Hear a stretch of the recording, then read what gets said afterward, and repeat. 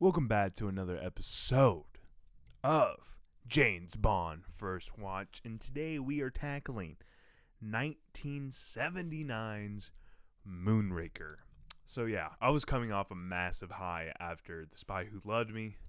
My boy Roger Moore finally got his masterpiece of a Bond film, so I was excited to see this next one. But to be fair, out of all when James Bond gets talked about, you hear the best of the best, like Casino Royale or all that. But you also hear the bad side, which is mainly one film, and that is Moonraker. It's also created a trope for itself. It's like, when a whole franchise is going to die and wants to go to space.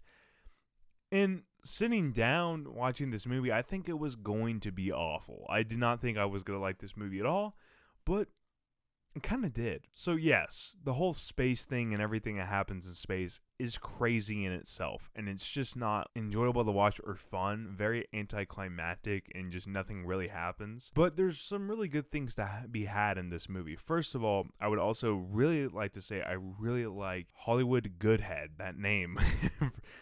But I also really like her as a Bond girl. I like everything she goes for and who she is and everything and how she kind of stands for her own. I like her a lot in this movie. And then, of course, I always like Roger Moore. Roger Moore, my best friend right here. Really do like Roger Moore, so he was doing good. And then we got to see Jaws back. And, knowing what was going to happen and knowing that Jaws was in 2 movies. I don't know if he's in another one, but we'll see.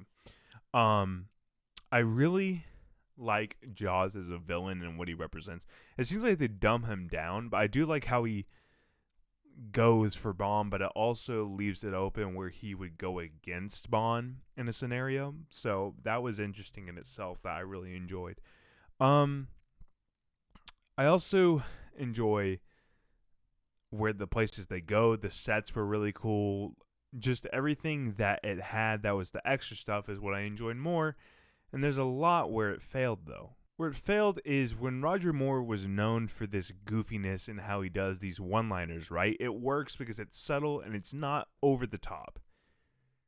This movie is completely over the top and just says, screw that. Screw that. We're going to go full in this. Double taking pigeons. A hovering boat going across the city and seeing people, oh, did I drink too much? And just a person coming out of a coffin with knives that literally got to throw 3 knives total and then died instantly. So what is the whole point of having that cool casket and a person coming out if you're only going to throw 3 knives? You got to make a more big action piece. And they didn't. They failed on that account. Also, a lot of people like the opening for it. And I do like the opening, but towards the end, I was like, I'm not really enjoying this that much. And he falls into the circus. I find it stupid. I also find the whole silhouette thing, the opening credits in the movie, to be awful. They were not good animations. It was just weird. And it was like, what are you doing here? I'm not enjoying this. And that kind of left me off guard.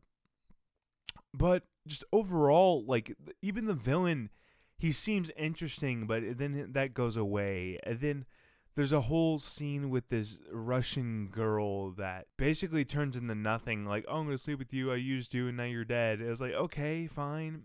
Yeah, it was really cool with the gun and him shooting. I like that. That's definitely Roger Moore style and James Bond. I like that. I thought it was going to be a criticism that I had with the movie is that he got the gadget and he used it a lot.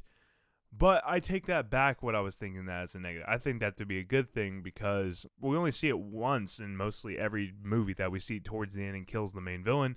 But it leads up to it, to the rocket thing, to killing the villain at the end, to killing the snake. I like that. And I also, there's a lot of Bond women in this movie. A lot of them. It was crazy insane how many there were in this movie.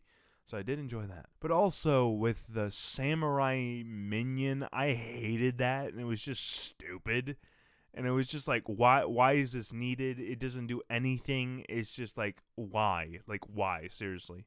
So I did not enjoy that at all. But overall, it was just kind of a weird movie. It was fun at times and it was good at times, but now watching all these Bond movies and knowing how people felt growing up with Bond and what the next one was going to be because they didn't know, it's very interesting, and I realized that this probably did not leave people happy because, like, this was completely different from Spy Who Loved Me, a phenomenal movie, to Moonraker, which fails on many accounts. And also, of course, I had to bring up the Bond song, and yes, it's Shirley Bassey again. She is iconic for her Bond songs, and they're usually really good. Like Diamonds Are Forever is really good. Goldfinger, of course. This one doesn't do anything for me. It's just kind of there, and it's just like it doesn't do anything with the story. It's mediocre at best. Probably her worst out of all her songs, to be honest. Goes in search of his dream of gold. I search for love, for someone to have and hold. Yeah, this movie was alright. I'm gonna have to give this a below the line. This is not what I want to see in a Bond film. I'll probably never rewatch this again. But it was interesting to watch as a upcoming Bond fan. And I know for sure I will go back and rewatch many of the Bond films. And this is one that I will not check out again, probably. Unless I'm doing this again, it's like first watch for a second time. Like, this is one that I'd feel like, hey, you guys, you want to watch a stupid movie? That's what this movie feels like for me. So, yeah, gets a below the line. So, if you guys want to check out more of these Bond reviews, you can go to the playlist at James Bond First Watch and watch all the ones I have seen up to Moonraker. And if you guys want to check out the channel or anything we do for Guideline Entertainment, you can go to www.guidelineentertainment.com to get all the entertainment you need. You can also find me at Wiley K. Todd on all social media. So I'll see you guys next time. Goodbye.